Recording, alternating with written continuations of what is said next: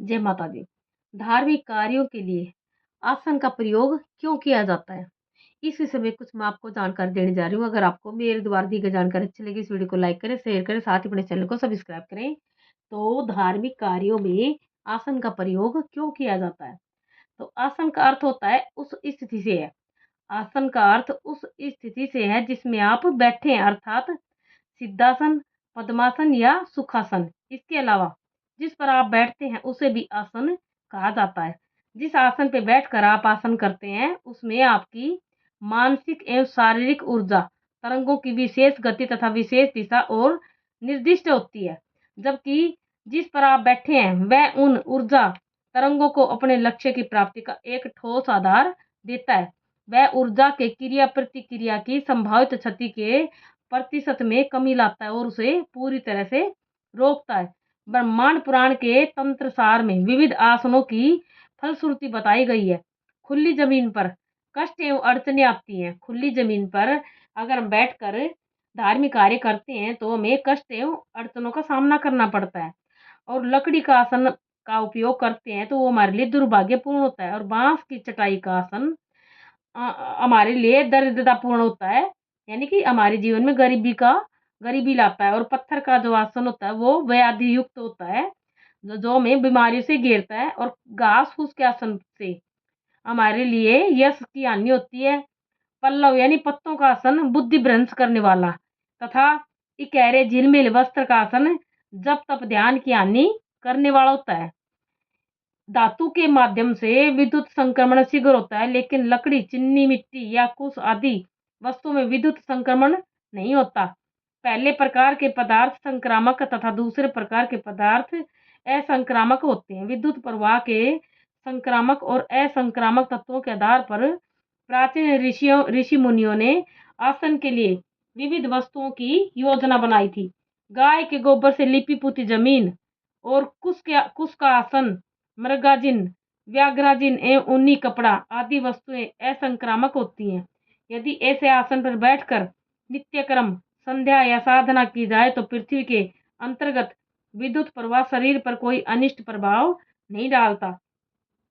इसके अंदर मृगाजिन, व्याघ्राजिन यानी मृग का आसन, व्याघ्र का आसन और सिंगाजिन उत्तरोत्तर श्रेष्ठ माने जाते हैं। इस विषय में यजुर्वेद कहता है कृष्णाजिनम व सुकृतस्य योनि, अर्थात काले मृग का चर्म सभी पुण्यों का जनक है। मृग चर्म का एक चमत्कारी गुण यह भी है कि वह पार्थिव विद्युत प्रवाह से हमारी रक्षा करता है। साथ ही उसके अंगीकृत विशिष्ट ऊर्जा प्रवाह के कारण सत्व गुणों का विकास होता है। शरीर में स्थित तमोगुणी वृत्ति का अपने आप नाश हो जाता है। आयुर्वेद कहता है मृग जिन पर बैठने वाले मनुष्य को बवासीर एवं भगंदर आदि रोगों का कष्ट नहीं होता। जिस तरह मृगाजिन से सात्विक ऊर्जा की प्राप्ति होती है, उसी तरह व्याघ्रजिन एवं सिंगाजिन से राजस ऊर्जा प्राप्त होती है। इसके अलावा बाघ और शेर के चर्म के आसपास मच्छर, बिच्छू तथा सर्प आदि जहरीले प्राणी नहीं फटकते, परंतु यह आसन शरीर में अतिरिक्त उष्णता उत्पन्न करते हैं। इन सभी बातों का विचार करने के बाद ही अपने लिए आसन का चुनाव करें। यदि सिर दीर्घ काल तक साधना करनी हो तो उपयुक्त में से कोई आसन लेना जरूरी होता है और उसके दोष निवारण के लिए ऊनी वस्त्र डाल लें। यानी कि अगर ये आसन आपको ना मिले तो इसके लिए इनकी जगह आप ऊनी वस्त्र का प्रयोग कर सकते हैं, ऊनी आसन का प्रयोग कर सकते हैं। यहाँ यह जान लेना भी आवश्यक है कि चर्मासन प्राप्ति के लिए हिरण आदि का शिकार न करें। सहज मृत्यु को प्राप्त हिरण का चर्म से बना आसन ही साधक के लिए उपयोगी सिद्ध होता है। यदि चर्मासन उपलब्ध न हो तो दर्भासन का उपयोग कर सकते हैं। आसन के विषय में वैज्ञानिक दृष्टिकोण तथा एक विशेष मुद्दा भी ध्यान में रखें कि साधना करते समय शरीर में उत्पन्न होने वाली अतिरिक्त ऊर्जा और उष्णता का बाहर निकलना भी आवश्यक होता है।